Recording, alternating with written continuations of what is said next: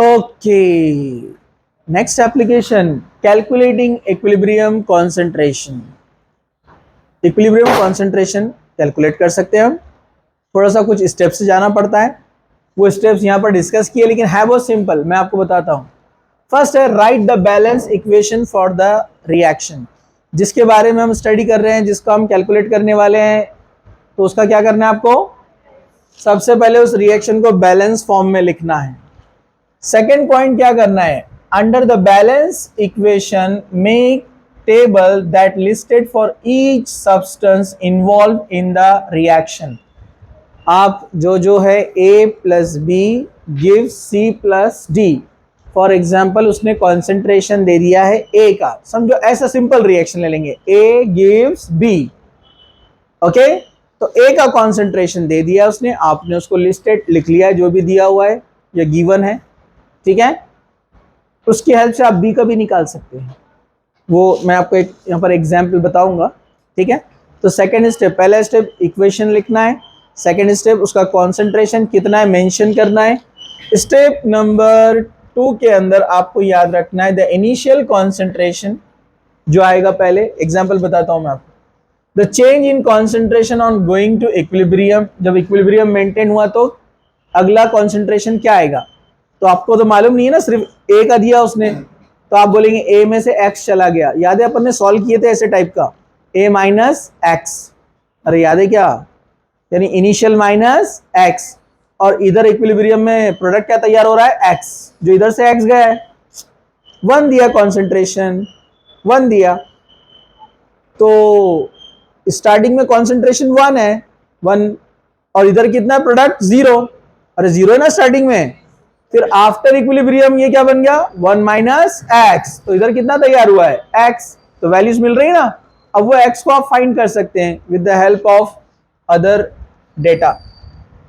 सी क्या है? The equilibrium concentration in constructing the table define X as the concentration mole पर litre. वही जो मैंने आपको बात कही, वही क्या उसको एक्स कंसिडर करेंगे आप, ठीक है। Substitute the equilibrium concentration into the equilibrium equation for the reaction and solve for the x। वही बातें रिपीट हो रही है। Calculate the equilibrium concentration from the calculated value of x। फिर आप equilibrium concentration निकाल सकते हैं x की हेल्प से। Check your result, चेक कर लेंगे अपना। चलो आगे आ जाते हैं। अभी यहाँ पर देखिए कि इक्वेशन है, यहाँ पर एक एग्जाम्पल आपके सामने डायरेक्ट देख लेंगे आप। Okay, 13.8 gram of N2O4 was placed in a 1 liter reaction vessel at 400 Kelvin and allowed to attain the equilibrium। ये कुछ मुश्किल है इक्विलिब्रियम को समझना। N2O4 ब्रेक हो गया, N2O4 ब्रेक हुआ तो दोनों नाइट्रोजन और 4 ऑक्सीजन है, देखो 2 2 जा 4, 4 है यहाँ पर, ओके, मतलब एक नाइट्रोजन 2 ऑक्सीजन, NO2, दूसरा नाइट्रोजन फिर 2 ऑक्सीजन, NO2, 2 NO2 बन गए, मतलब हम उसको बोल सकते हैं डिकम्पोज हुआ है। क्या हुआ ये? N2O4 ब्रेक होकर 2 NO2 बने। समझा? कुछ मुश्किल है? नो मुश्किल। चलिए आ जाइए यहां पर सब लोग। ये हमने ऐसे सॉल्व किया था पहले, इसलिए मैं आपको सॉल्व नहीं कर रहा हूं, डायरेक्ट बता रहा हूं। ओके, केसी के पी निकाल सकते हैं हम, बचपन से जानते, PV is equal to nRT. Okay, V कितना दिया हुआ है? 1 लीटर बोला ना उसने। Okay, molecular mass of N2 आप कैलकुलेट करके निकाल सकते हैं। नाइट्रोजन का मास कितना है? 14, 14 इंटू 2 28, ऑक्सीजन का कितना है? 16, 16 इंटू 4, दोनों का ऐड कर दिए तो 92 ग्राम आएगा। चलिए अपने को मॉलिक्यूलर मास भी मिल गया, इसका नंबर ऑफ मोल्स निकाल सकते हैं मॉलिक्यूलर मास से। अरे बोलो ना, कैसे निकालते हैं? 100 साल पहले निकाले थे, याद है क्या आपको? नंबर ऑफ मोल्स होता है n, और n कैसे निकालते हैं? n is equal to given mass, question में दिया ना 13.8 ग्राम, तो गिवन मास मतलब वेट अपॉन मॉलिक्यूलर वेट। याद आया कुछ? किसको, इसको हम क्या बोलते थे? W2 अपॉन M2, जिससे नंबर ऑफ मोल्स मिलते हैं, N2 मतलब मोल्स सॉल्यूट के। समझा आपको? याद है क्या ये? तो 13.8 दिया हुआ है अपॉन 92 अपन ने जो कैलकुलेट करके निकाला है उससे आपको नंबर ऑफ मोल्स मिले 0.15। ये मिल गया। वॉल्यूम अपने पास है 1 लीटर।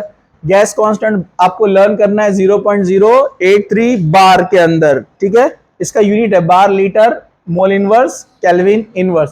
टेम्परेचर दिया उसने 400। ओके, तो अब आपके पास V है, N है, R को आप जानते, T दिया, क्या निकालना है P। तो पूरा आप पूरे वैल्यूज रख देंगे, V को भेज देंगे इधर। V तो वन है, इसको तो कोई मसला नहीं है। हम जो है फिर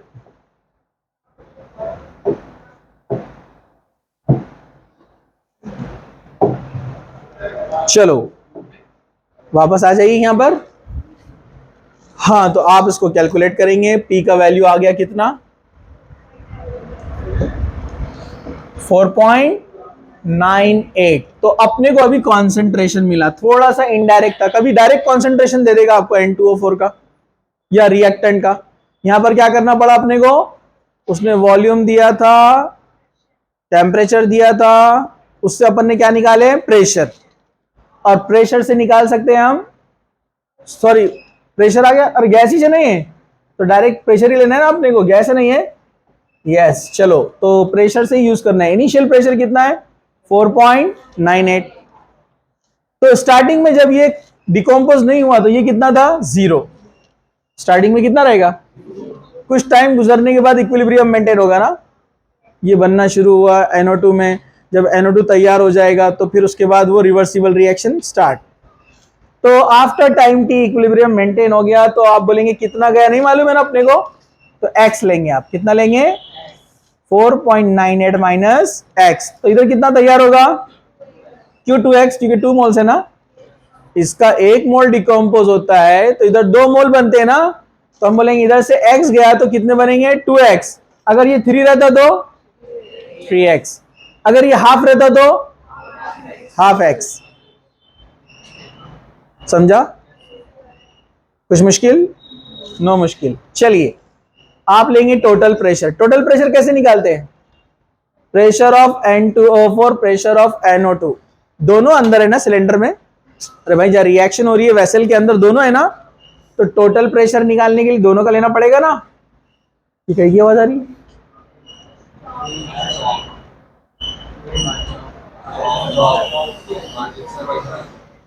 अच्छा अच्छा, अरे वाह सर को बोल के आओ ना।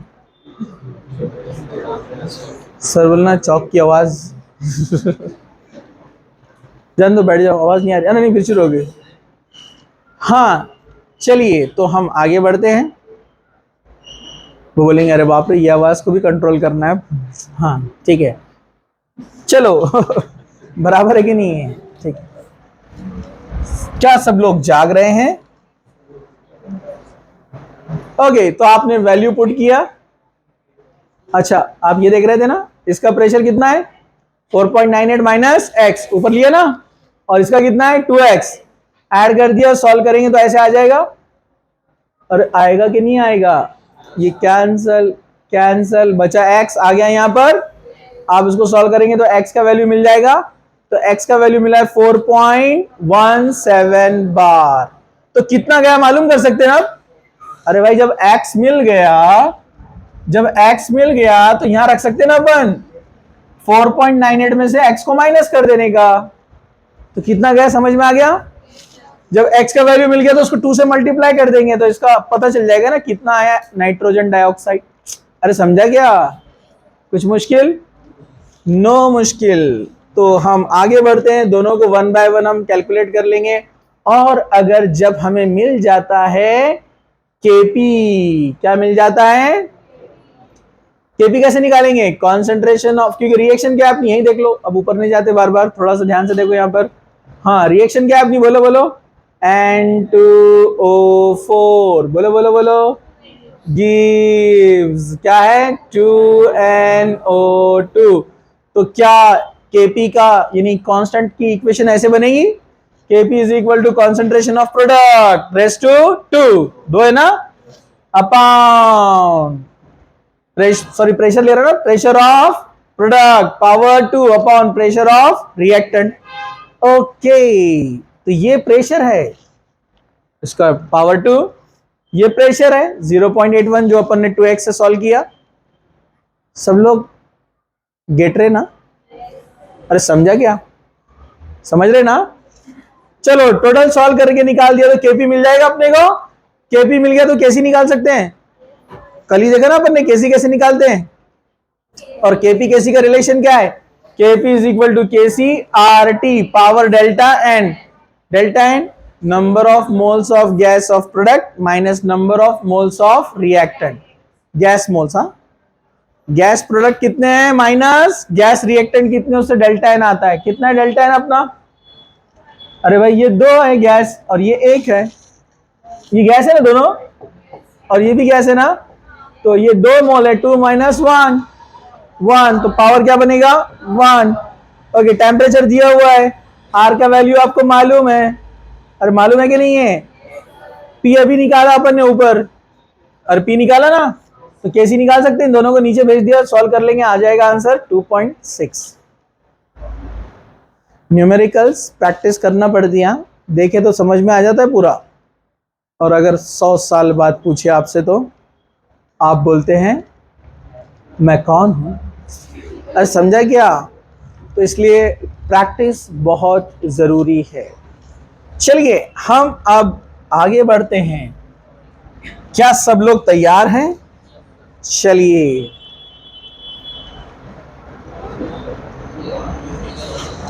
क्या वक्त इजाजत देता है? वेरी गुड, इजाजत देता है।